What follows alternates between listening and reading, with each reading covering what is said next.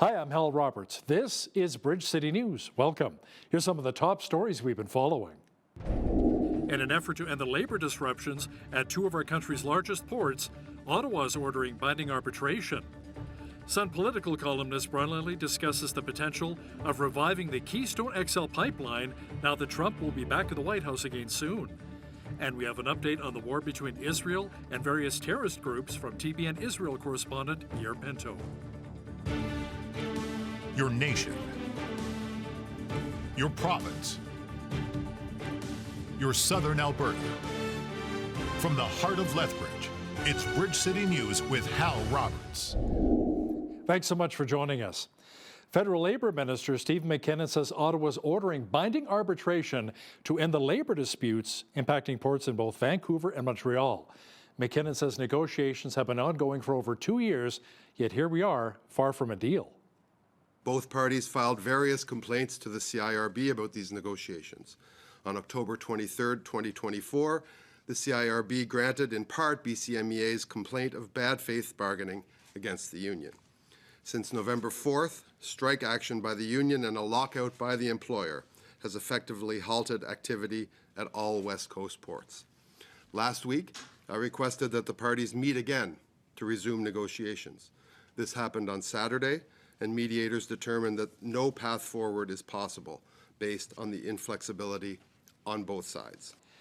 Political reporter and Sun columnist Brian Lilley says the port lockout is a serious issue for the Canadian economy and explains why it must come to an end as soon as possible.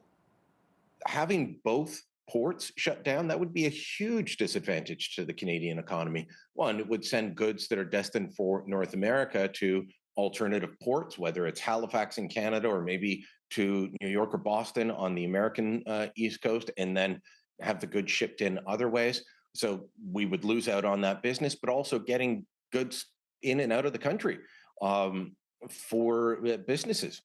Would stores have supplies for the busy Christmas shopping season, or would they be out of luck? Would our producers be able to get their goods to export markets? These are all the reasons that we needed to have this come to an end.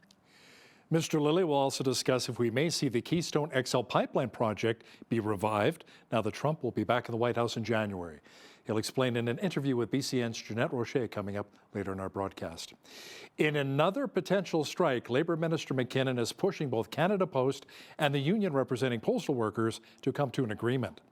The Canadian Union of Postal Workers issued a 72-hour strike notice on Tuesday morning. The union is demanding increased wages in line with inflation, increased paid medical days, meals and rest periods, along with improved temporary employment rights. Now, in a statement, Canada Post says that they've seen a 28% decline in parcel shipments over the past year and expect the trend to continue with the strike notice. The Crown Corporation also reported a loss of $490 million in the first half of 2024. If the two groups cannot come to an agreement, CUPW would be in a strike position as early as November the 15th. You know, once a month, military reservists from Alberta's 41 Brigade Group descend upon CFB Suffield to learn basics and advanced training for their jobs as part-time soldiers. Brigade Commander Colonel Chris Hunt says reserve recruitment has been ramped up and many of the soldiers hope to take part in Canada's long-term commitment to the Canadian-led NATO base in Latvia. We're encouraging them to volunteer, and that's why we're out here to train. So in the past year, we've had about 50 soldiers from 41 Brigade, the Army Reserve in Alberta, deploy. Over this next 6 months, we'll be up to over 120 that are deploying. In fact, we've got over 50 soldiers that are about to deploy to Latvia in the next couple of weeks. So we're a very operationally focused brigade, and there's a ton of opportunities for these reservists. Canada has a long-term commitment to Latvia. I'm very much looking forward to it. Yeah, it's my first deployment. My brother's been on 4. It's something I've just recently been trained to. I just finished my Army Operations course, which qualifies for Major. I'm going over as a Major. Very much looking forward to using the training that we were provided for over the last year. Ukrainian military officials say Russia suffered its largest one-day casualty since the war with Ukraine began more than 2.5 years ago. Officials in Kyiv say 1,950 Russian soldiers died in a failed attempt to retake Kursk from Ukrainian forces. According to Ukrainian military officials, the Russian forces saw their assault destroyed by troops in Kyiv, who continue to hold on to most of the land during their surprise counter-invasion last August. They say the Russians tried attacking with vehicles and paratroopers. However, 10 units of armored vehicles were destroyed by soldiers with the 47th Brigade. Now, in response, the Kremlin has amassed 50,000 Russian and North Korean troops who are set to be deployed to Kursk in another attempt to retake the region. You know, there are reports from international aid organizations that Israel is now allowing greater humanitarian access to the Gaza Strip, where conditions continue to worsen for Palestinians. Last month, the Biden administration called on Israel to allow more emergency aid and food into the region. It gave the Israeli government a 30-day window, which expired on Tuesday. Joe Fetterman from the Associated Press has more. In a letter last month, the U.S. gave Israel 30 days to improve the situation. It called for a dramatic surge in the flow of badly needed food and supplies, and it said that military support for Israel could potentially be curtailed if there wasn't improvement. 8 aid groups, including Oxfam and CARE and other major providers, say that Israel has come nowhere close to meeting the goals outlined by the U.S. They accuse the Israeli army of hindering deliveries and failing to provide security for them to operate. Israeli officials say they've made a genuine effort to improve things. They've announced a number of moves in recent weeks. That includes the opening of a 5th border crossing meant to increase the flow of goods into Gaza. They say that aid agencies are doing a poor job of distribution, and they accuse Hamas and even criminal gangs of stealing aid. Now, according to TBN Israel correspondent Yair Pinto, the Israel Defense Forces is continuing to make inroads in dismantling both terrorist groups, Hezbollah and Hamas, in the Middle East. Over the weekend, the IDF continued to pound Hezbollah targets in the Dacha neighborhood of southern Beirut and throughout Lebanon. But there are also reports that Israel is considering a ceasefire in the north in order to avoid being the target of a UN Security Council resolution. In the Gaza Strip, the IDF is strengthening its positions along the Netzer corridor while responding to the United Nations warning about a famine and a state of emergency in Gaza, declaring that this warning does not correspond to the situation on the ground. Europe is reacting in shock and alarm over an anti-Semitic pogrom in Amsterdam on Thursday evening, when squads of Muslim youth ambushed Israeli soccer fans after a match against a local team and assaulted them on the streets and even inside businesses and hotels. Several Israelis were stabbed, beaten, and run over with cars, prompting Israel's government to dispatch airplanes for an emergency evacuation of Israeli citizens from the city in the Netherlands. Israel's President Isaac Herzog says time is running out to free the more than 100 prisoners still being held captive by Hamas. Herzog met with U.S. President Joe Biden at the White House to say the focus for Israel right now is Iran. First and foremost, we have to get the hostages back home. I agree. And it all starts in Tehran. It all starts in the Empire of Evil, where in Tehran, with its proxies, they are doing whatever they can to derail stability and security and peace, calling for the annihilation of the State of Israel and seeking nuclear weapons. And Mr. President, this has to be a major objective all throughout your term and the next term of the next president, because we have to make sure that they cannot fulfill their evil intentions. A judge has agreed to a 30-day extension for prosecutors to seek an indictment against Sean M. Higgins. He's the driver accused in the death of NHL player Johnny Gaudreau and his brother Matthew. They were struck and killed while riding their bicycles not far from their childhood home in New Jersey last August. They were in the area to attend their sister's wedding. Authorities say Higgins, who's from southwestern New Jersey, was impaired after he drank around 6 beers on the day he drove into their bicycles. Police said he also has a history of road rage and aggressive driving. Former BC Premier John Horgan has died of cancer. Now, according to government officials, the 65-year-old was battling his 3rd round of throat cancer. Horgan served as BC's NDP premier for 5 years before stepping aside in 2022. He later resigned his seat in Victoria, citing health reasons after receiving 30 radiation treatments to battle the cancer. Horgan was appointed as Canada's ambassador to Germany last year, but in June announced he was on leave after being diagnosed with thyroid cancer. You know, the average high temperature for this time of year in southwestern Alberta is around 4 degrees, and we were quite a bit warmer than that on Tuesday. Jeanette Rocher is here now with an early look at the forecast. Jeanette, we may even see double-digit plus temperatures this week? Yeah, well, we actually got there today, exceeding that expected high, reaching about 11 degrees late this afternoon, and the temperatures should stay there over the next couple of days.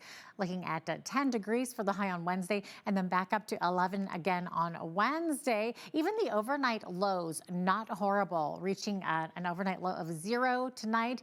Tomorrow night, staying above 0 at 4 degrees. Now, one thing to just keep in mind is the wind. So the wind's going to remain a little bit. Today, we saw those gusts up to 70 kilometers per hour. Should be dying down to 50K overnight, and then that's where it should remain tomorrow on Wednesday at 50 kilometers per hour. But all in all, lovely temperatures for this time of year, and I'll be back later in the show to give you the national forecast. Great. Thanks so much, Jeanette. The Alberta government is looking to bring contractors on to restore land that was raised for fire guards during our busy wildfire season. The requests for proposals from the Forestry and Parks Ministry are for areas around Edson, west of Edmonton, High Level, and in the province's northwest. Fire guards are barriers that are meant to slow a fire spread. They're created by using heavy equipment to remove vegetation that could fuel the flames. The ministry says the restoration work aims to prevent soil erosion, stabilize the area, and even encourage new growth. A new report from Stats Canada says that Alberta leads the country in the rate of employment growth, but still has a long way to go. Now, the provincial unemployment rate fell slightly to 7.3% in October, but remains the highest in Western Canada. Locally, Lethbridge stands as having one of the lowest urban unemployment rates in the Prairie region, with a 5.2% rate that fares better than all major CMAs, including Calgary and Edmonton. Trevor Lewington, CEO of Economic Development Lethbridge, describes what is working in our city to help create jobs, but also what needs to improve.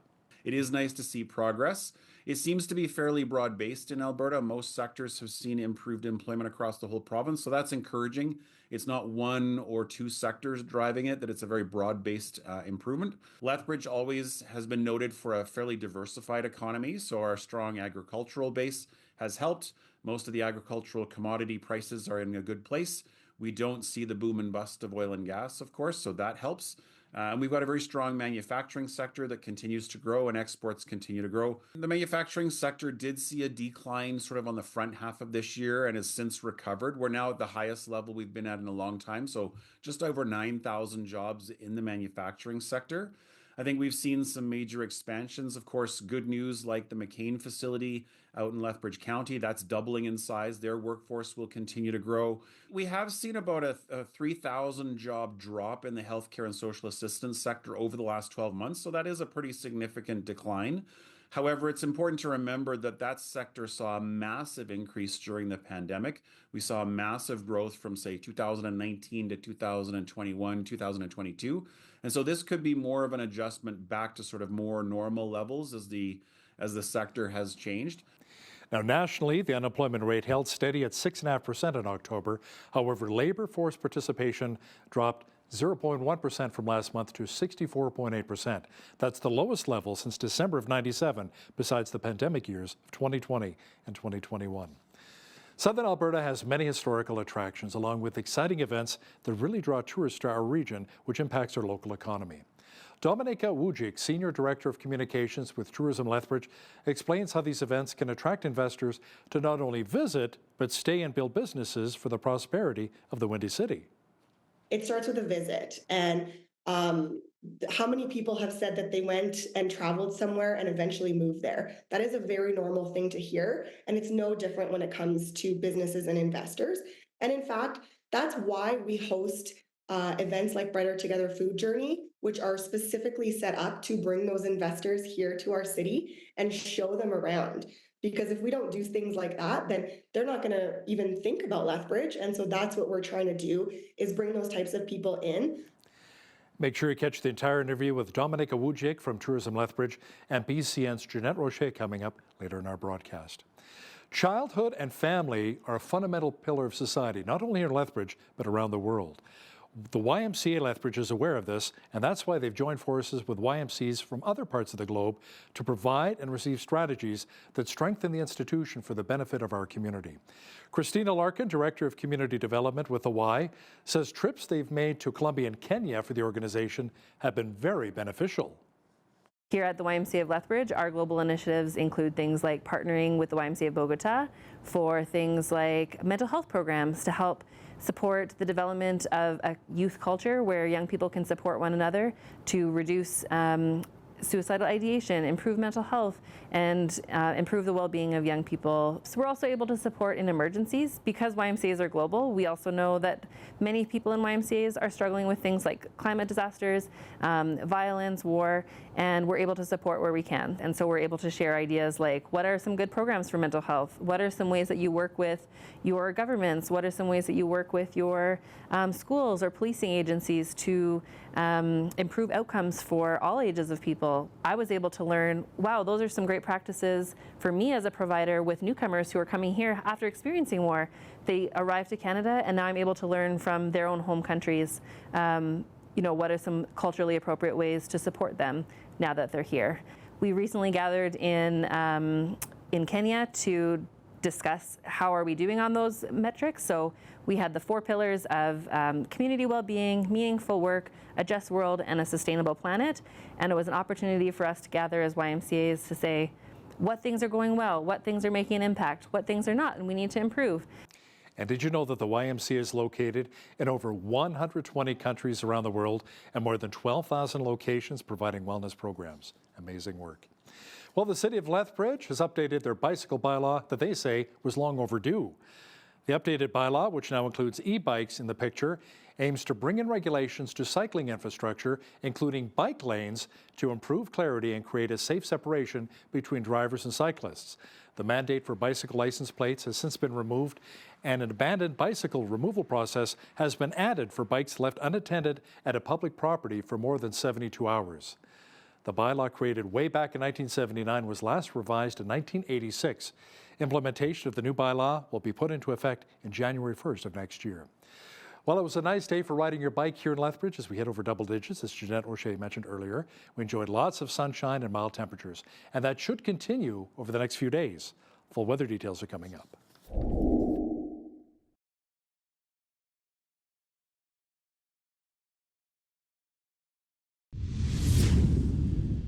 You know, this is the kind of weather which is perfect for washing your vehicle. It's not below the freezing mark and warm enough to nicely dry your vehicle by the time you get home. Jeanette Rocher is now with all of the weather details. Jeanette, it also doesn't appear like much moisture is on the horizon. No, not at all, at least not for this region of the country. Just wait till we look at the West Coast and East Coast, much of a different story. But here in southern Alberta, things staying relatively dry and sunny. Also seeing some double digits here. So 10 degrees for the high on Wednesday with partly cloudy skies, and then mainly clear skies throughout the rest of the week. 11 for the high on Thursday, 8 on Friday, down to 3 degrees on Saturday, which, believe it or not, is still within that seasonal range right now. 8 for the high on Sunday, and then back to 4 degrees on Monday. So you'll notice the average highs and lows are actually, we keep moving downwards. We keep getting colder for these averages. So right now the average high, 4 degrees, average low, -7. Our record high on this day was 23 degrees. That happened back in 1939, and Lethbridge saw its coldest day on record was -29. That happened way back in 1911. Sun rose this morning at 8:40, sunset this evening at 5:51 p.m. We're now seeing 9 hours, 11 minutes of daylight only. Oh, things are getting at that daylight. It's just getting so much shorter and shorter as the days go by. Victoria seeing quite a bit of rain, also some wind. We're seeing a wind warning in effect for the island this evening and into tomorrow. Expect some strong winds up to 90 and 100 kilometers per hour. Could be damaging as well. And then tomorrow, 60% chance of showers there in Victoria. 12 for the high, 10 in Vancouver. Vancouver, very rainy. Expect 10 to 20 millimeters there tomorrow. 7 for the high in Edmonton tomorrow, and Calgary's high sitting at 9 with mainly cloudy conditions tomorrow across those two cities in Alberta. Saskatoon and Regina, though, sitting at very clear skies, 6 for the high in Saskatoon, 8 in Regina, and 9 degrees in Winnipeg with a 60% chance of showers. Now, as we get to Toronto, we're seeing clouds and then a bit of clearing by the afternoon, 7 for the high there, 3 for the high in Ottawa and Montreal with some beautiful sunny skies in both of those cities. Now, as we look to the Maritimes, we're seeing a mixed bag of things. So we're seeing sunshine in Fredericton with a high of 1 degree with 30 to 50K winds. Halifax and Charlottetown. Okay, we're seeing some flurries now. So 30% chance of flurries in Halifax, 60% a chance of flurries in Charlottetown. Both of those cities seeing up to 70 kilometer per hour winds. 1 degree for the expected daytime high, 7 for the high in St. John's, up to 80K winds though, and also a rainfall warning in effect there. 15 to 25 millimeters is expected tomorrow. So there you go. That is your forecast. An advocacy group is pushing to eliminate the federal carbon tax. In a recent letter to Federal Finance Minister Chrystia Freeland, the Canadian Federation of Independent Business says members learned the carbon tax rebate for small businesses is a taxable benefit. President Dan Kelly says the decision to tax the rebates is simply unfair and deeply offensive to small business owners. He notes 83% of the group's 97,000 members want the carbon tax to come to an end. The CFIB adds that Canada Revenue Agency previously issued an interpretation that the benefit would not be taxable, but the Finance Department had a different interpretation. Some business groups are raising concerns about the effects of another round of labor disruptions in Canada's 2 largest ports. Canadian Manufacturers and Exporters President Dennis Darby says lockouts in Vancouver and Montreal come at a challenging time as business owners face a year-end crunch. He says hundreds of millions of dollars in goods are not moving because of the shutdowns. Darby also says it really illustrates the need for a better way to resolve contract disputes. The shutdowns at the ports come after operations at Canada's 2 main railways were halted back in August until the government stepped in, while BC Ports and the St. Lawrence Seaway were disrupted last year. Unions representing around 87,000 Canadian TV and film professionals are urging Telefilm to only fund productions that sign collective agreements. The 8 major unions making the request include ACTRA, the Writers Guild, and the Directors Guild. Twice this year, the coalition met with Telefilm, urging it to adopt policies they say would better protect workers. Telefilm's updated guidelines, however, did not implement these measures. Telefilm says fair working conditions are essential to a thriving audiovisual industry. Now, here's a look at today's markets. The TSX was up 133 points on the day to finish at 24,923. The Dow is down 382 to 43,910. The S&P 500 was down 17 points to 5983, and the Nasdaq was also down 17 points to 19,281. West Texas Intermediate Oil was down 8 cents to 67.96 US per barrel. Natural gas was up 25 cents to 2.91 US. Gold was down 86.60 to 25.9792 US an ounce, and silver was down 58 cents to $30.71 US an ounce.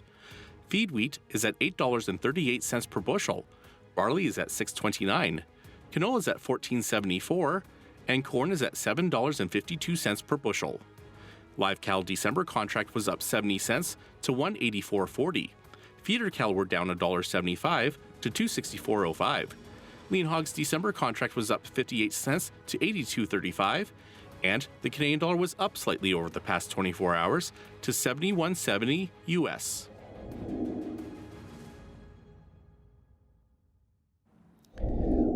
Recapping one of our top stories, Federal Labor Minister Steve McKinnon says Ottawa's ordering binding arbitration to end the labor disputes impacting ports in both Vancouver and Montreal. McKinnon says negotiations have been ongoing for over 2 years, yet here we are, far from a deal. You know, there's been some talk that we may see the Keystone XL pipeline project revived once again once Trump assumes office in January. That would be incredible news for Canada's oil and gas sector and our economy. Sun political columnist Brian Lilley will share details shortly with BCN's Jeanette Rocher. Listen, when you see news happening in your community, be sure to drop us an email at info@bridgecitynews.ca. Also visit our website anytime to check out a number of stories and interviews.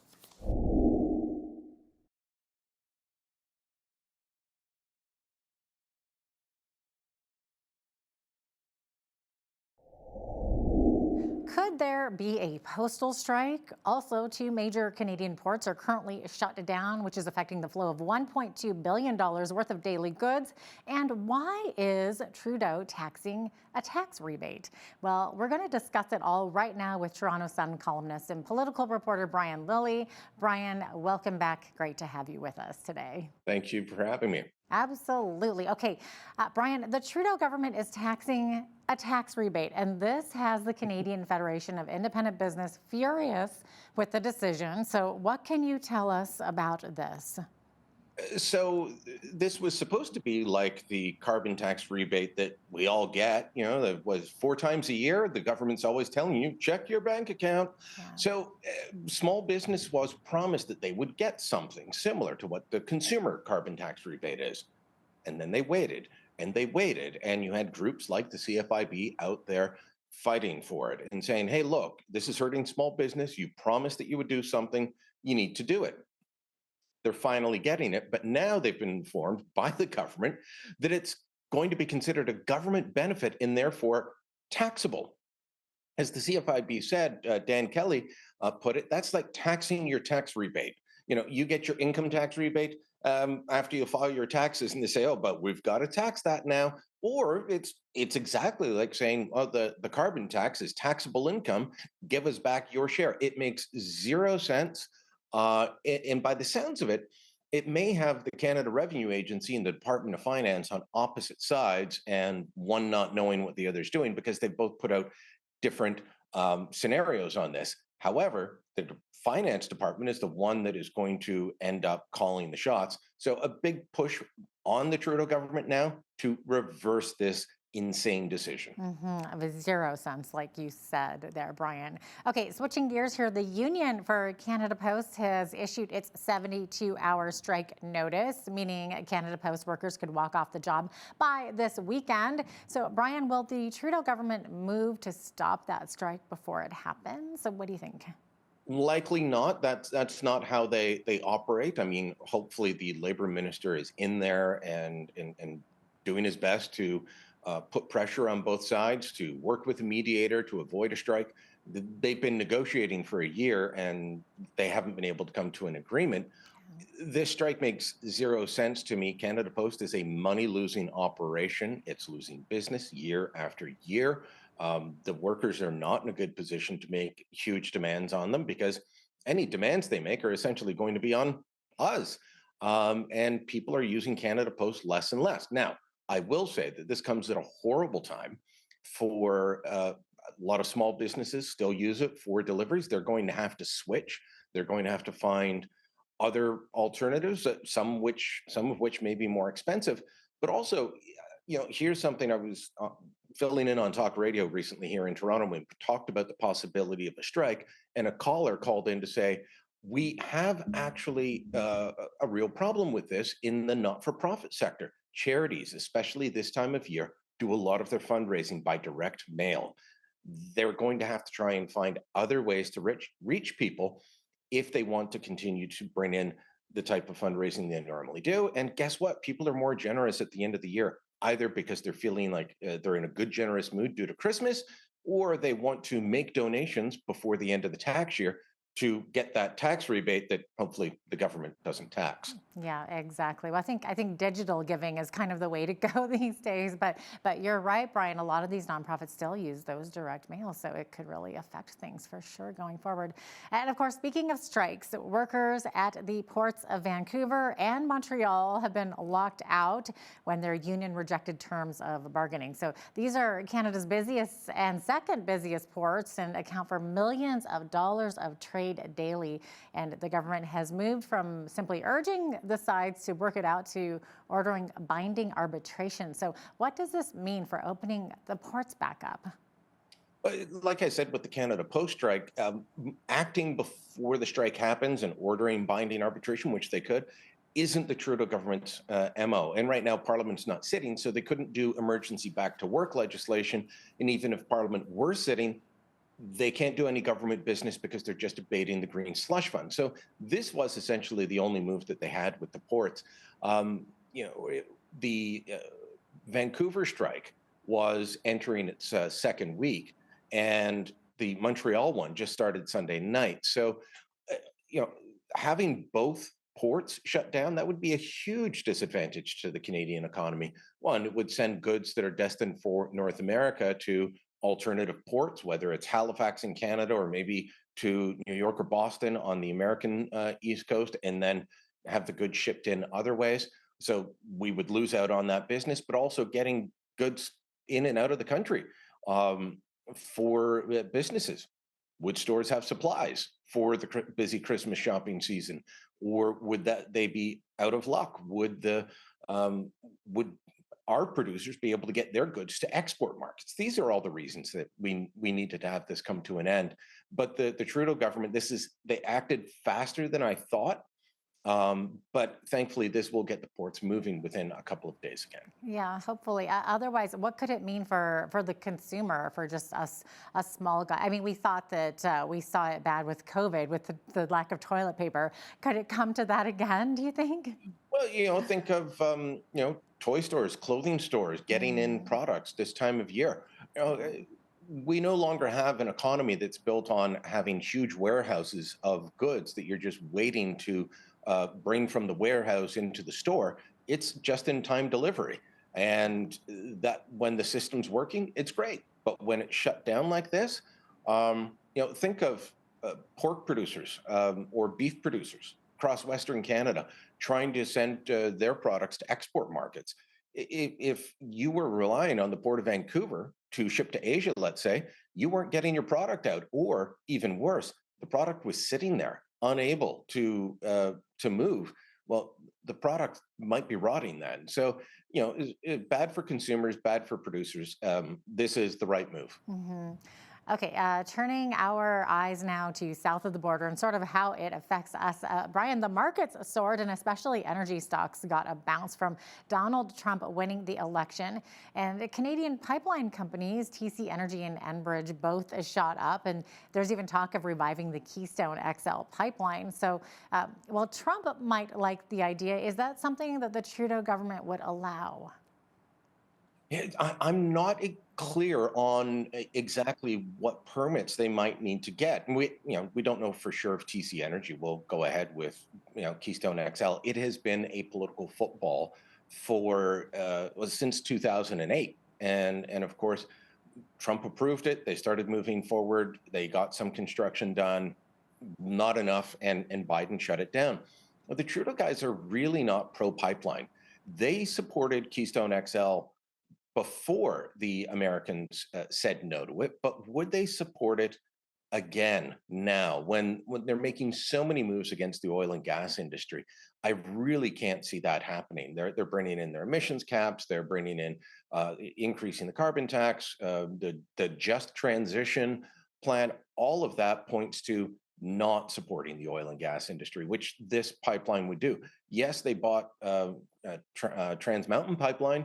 That's because they messed things up so badly. They also shut down Northern Gateway. They shut down the pipeline that would go to New Brunswick through Quebec, because Quebec said, no, we don't want stinking pipelines here. So having them approve this again or cooperate on it is, we'll have to wait and see. But I would not bet on that. Okay. And speaking of Donald Trump, he's promised to expand oil and gas activity in the United States and lift a ban on liquefied natural gas exports. Meanwhile, Canada is moving ahead with a cap on emissions, like you said, which the industry and Alberta Premier Danielle Smith call a cap on production. So are you getting any sense that the Trudeau government will walk away from the emissions cap idea? Oh, smart people, including smart liberals, are saying they should. Bill Morneau, as former finance minister for Justin Trudeau, but also a guy who actually has run a business, said, you know what, this probably isn't the best time for moving forward with the emissions cap. But I don't see Stephen Guilbeault walking away from this. He is a green zealot. It is his religion. He has been this way for decades.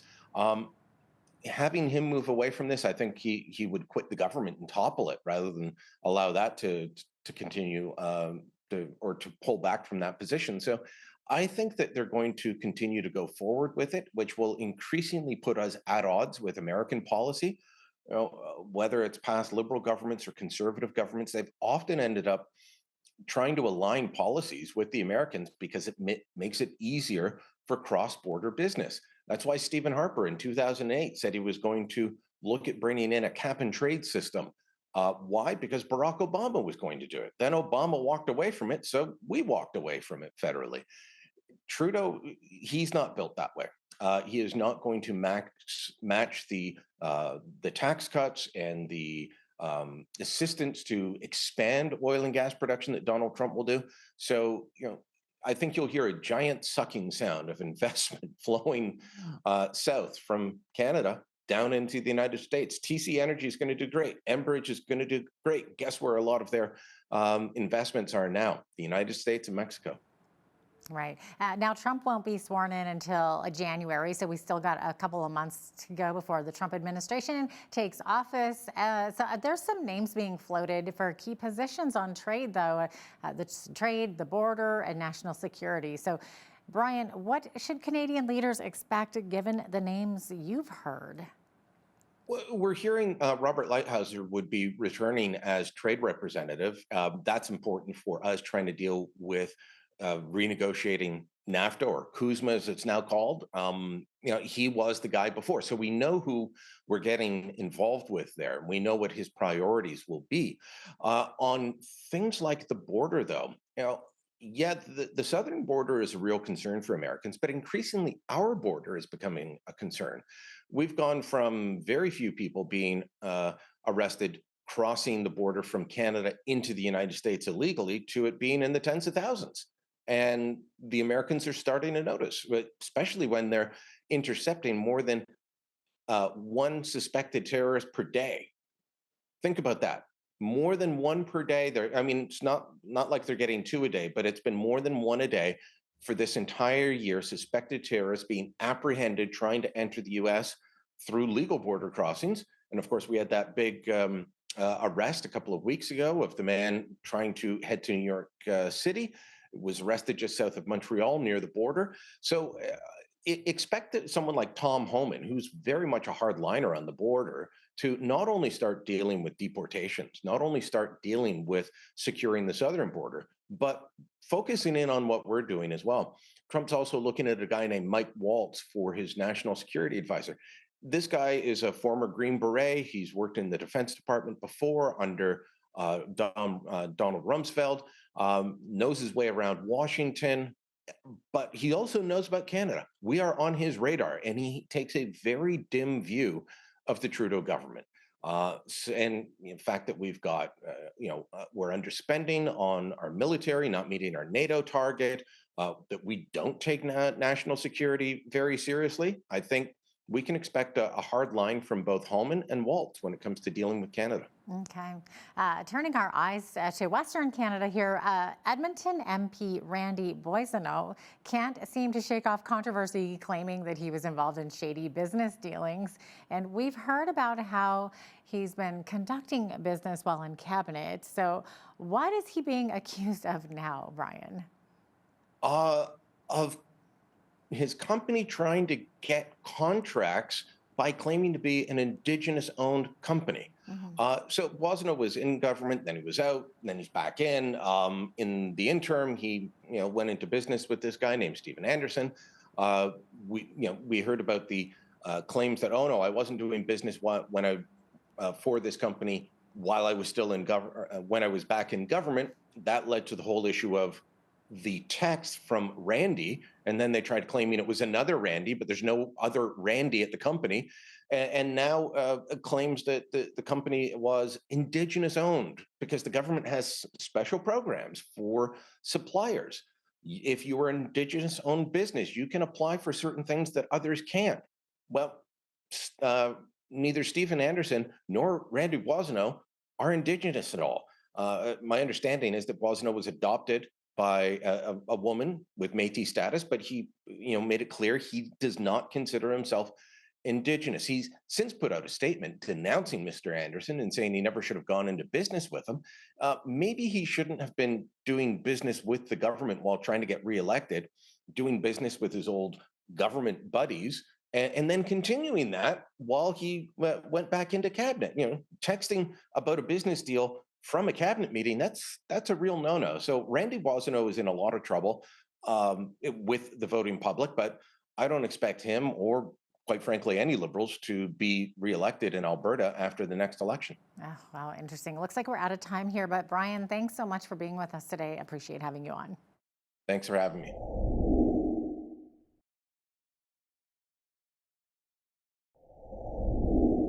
Well, many of us love to travel. Not only is it enjoyable, but it does help the economy as well.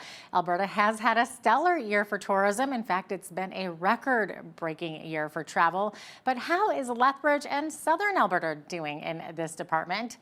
Well, joining us today to chat about this more is Dominika Wujik. She is the Senior Director of Communications with Tourism Lethbridge. Dominika, great to have you with us today.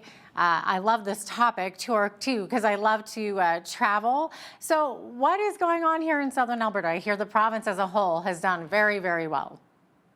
Yeah, we're really excited that tourism is finally getting back to a really good spot. And we also collect data, of course, and we do what's called the Power of Tourism.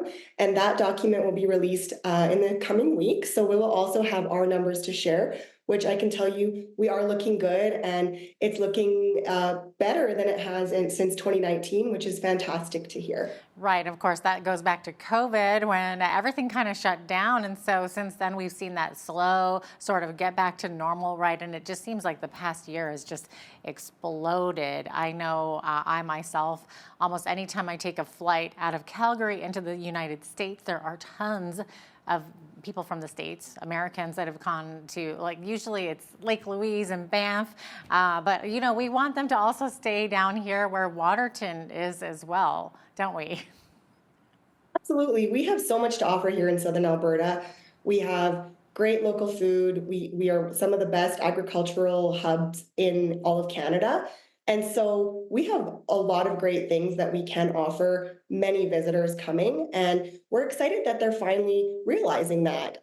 We've seen many people who have chosen Waterton over Banff because Banff is getting busier, and so they want to come experience something a little bit more serene, a little bit quieter, and so that's been fantastic. As a UNESCO hub, we like to refer to ourselves as, we have 4 UNESCO hubs all around us that can showcase Waterton, Head Smash and Buffalo Jump, Writing on Stone, and of course the Dinosaur Park. And those are all day trips that people can do and stay in Lethbridge and still get to experience all the things Lethbridge has to offer as well. Yeah, wonderful. Can you maybe explain how much of an impact tourism has had on our local economy here?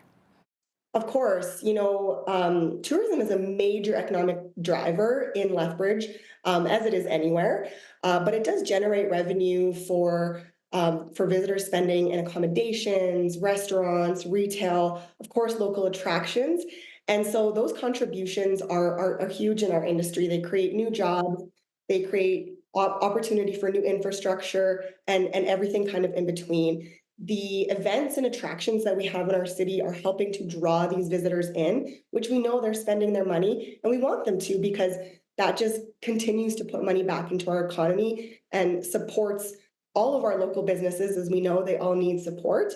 And it helps to increase some of those tax revenues to create benefits for our community. So because of that, we're excited that the economic impact is so big. No kidding. Now, you mentioned opening up jobs and how it's so positive for businesses here in the community, but is there also a connection between tourism and, out of that, businesses learning about our community and maybe setting up a location here if they're coming from outside of this area? So we know that tourism sort of serves as that first introduction point for many potential investors, business owners, sort of anything. It starts with a visit. And how many people have said that they went and traveled somewhere and eventually moved there? That is a very normal thing to hear. And it's no different when it comes to businesses and investors. And in fact, that's why we host events like Brighter Together Food Journey, which are specifically set up to bring those investors here to our city and show them around. Because if we don't do things like that, then they're not going to even think about Lethbridge. And so that's what we're trying to do, is bring those types of people in. We work with partners like Economic Development Lethbridge to do work like that, because we know how important it is to get people to visit first and then hopefully invest and stay here for the long term. Yeah, no, good point. Now, of course, like when we think of cities like Calgary, Vancouver, Toronto, they all have a reputation, things that they're known for, which then attracts people, attracts tourism. And I think reputations are derived partially from personal experiences, but also from cities doing good marketing campaigns, correct?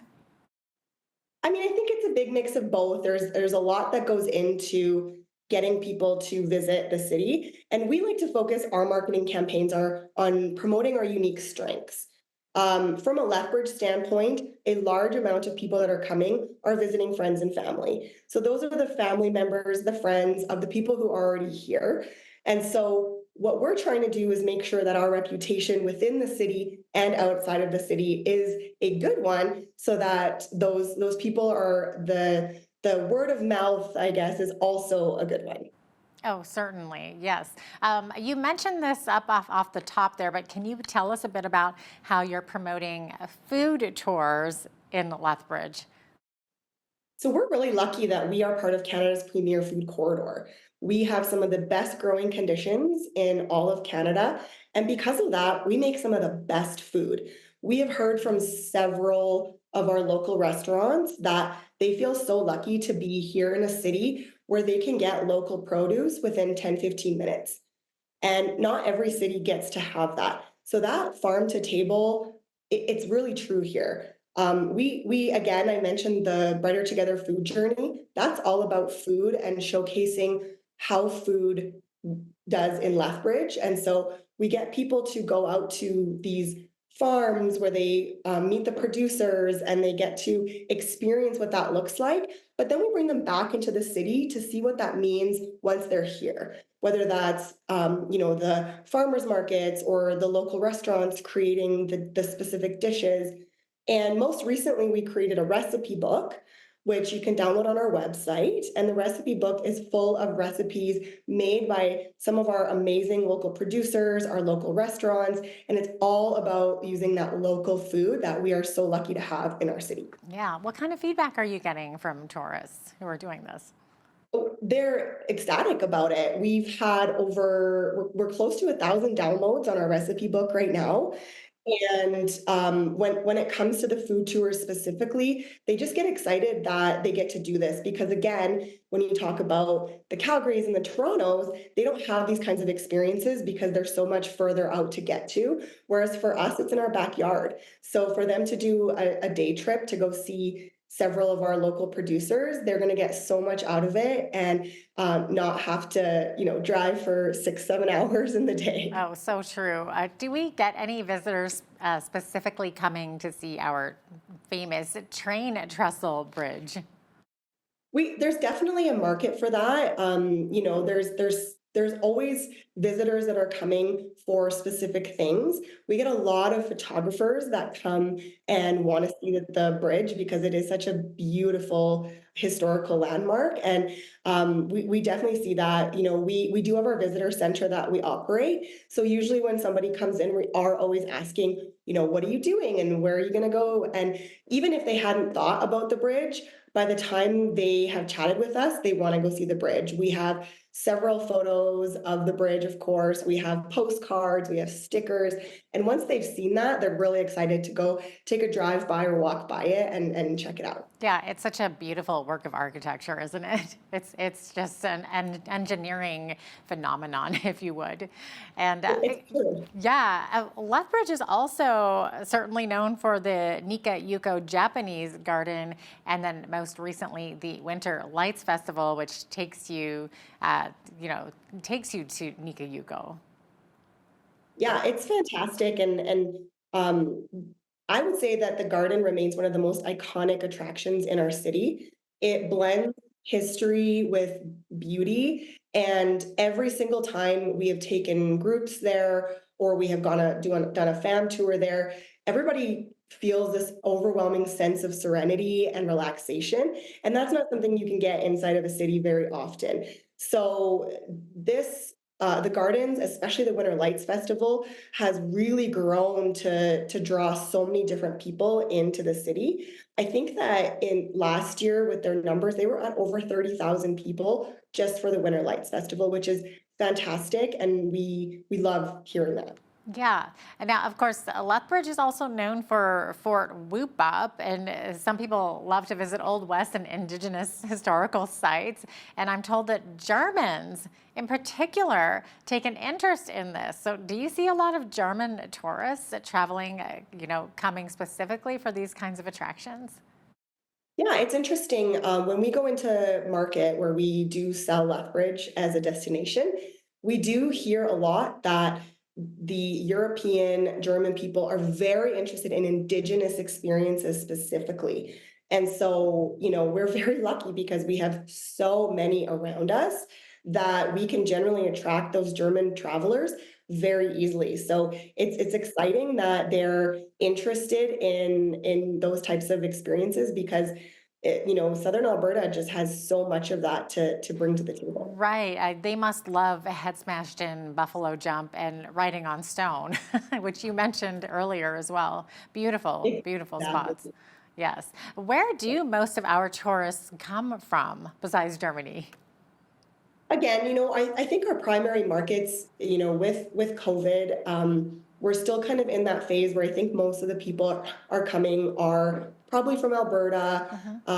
They're people that are a little bit closer, so it's a little bit easier for them to come over and spend a couple days here and kind of continue on. We've heard that our travelers are doing a lot more of that, where they're picking places that are a little bit closer to home, that they can, be back in a couple of days. So definitely, Alberta market, some BC. We get a lot of people from Montana, obviously. So that's most of where everybody comes from. On top of that, we do also, like I said, have the international market. So we are seeing a lot of, like you said, the German population, as well as a lot of people from Asia as well. Yeah.